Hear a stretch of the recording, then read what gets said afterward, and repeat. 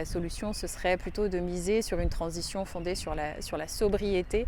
aussi bien en termes de consommation énergétique, mais également de consommation d'eau qui sont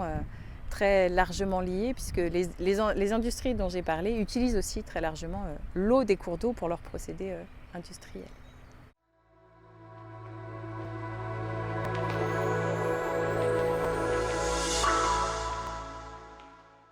Bonjour, je m'appelle Marie Forget, je suis géographe, je suis enseignante-chercheur au laboratoire Editem à l'Université Savoie-Mont-Blanc. J'interviens aujourd'hui dans le cadre du projet porté par le SM3A, Eau et participation citoyenne. Principalement pour pouvoir profiter de la force hydraulique, c'est-à-dire de pouvoir profiter des chutes d'eau et justement des cours d'eau qui s'écoulent avec une forte pente et un débit suffisant, mais également pour pouvoir profiter des fonds de vallée relativement plats qui sont plus à même d'accueillir des industries de forte ampleur. Donc ces industries dans les Alpes, c'est le berceau de la houille blanche, ça a été surtout au départ des industries lourdes qui sont aujourd'hui en difficulté, où donc on connaît aussi un renouvellement de ce tissu industriel dans les vallées alpines. En termes d'impact dans une approche géographique, ce qui est très intéressant, c'est justement de changer d'échelle, de pouvoir analyser les impacts à l'échelle très locale de l'ouvrage lui-même, mais également ces impacts beaucoup plus globaux, puisque ces ouvrages font partie d'ouvrages un petit peu en cascade. Les cours d'eau ne sont pas aménagés uniquement à un endroit, mais tout au long en fait, de leur écoulement. Et donc les impacts et la rétention sédimentaire qu'on a ici dans les hauts bassins, dans les Alpes, vont avoir des impacts au débouché des grands organismes fluviaux et notamment dans les zones de delta où les sédiments n'arrivent plus.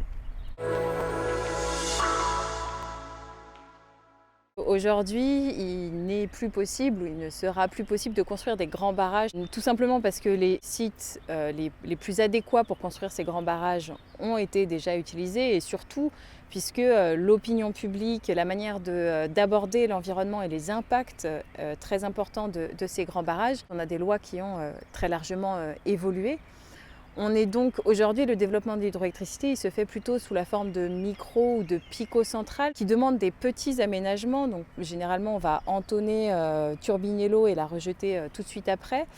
La question qui se pose, c'est celle des impacts cumulatifs de ces petits ouvrages, puisque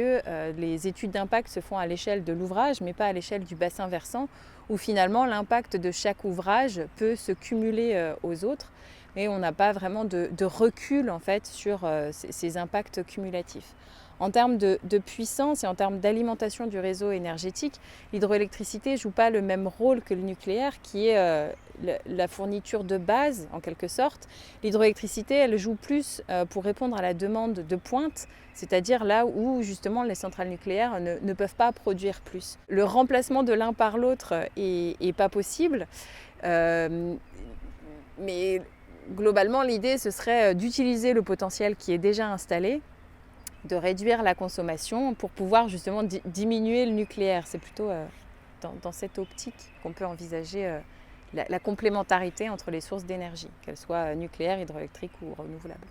Si on parle en termes d'aménagement électrique des cours d'eau dans nos vallées de montagne, la solution ce serait plutôt de miser sur une transition fondée sur la sobriété, aussi bien en termes de consommation énergétique, mais également de consommation d'eau qui sont très largement liées, puisque les industries dont j'ai parlé utilisent aussi très largement l'eau des cours d'eau pour leurs procédés industriels.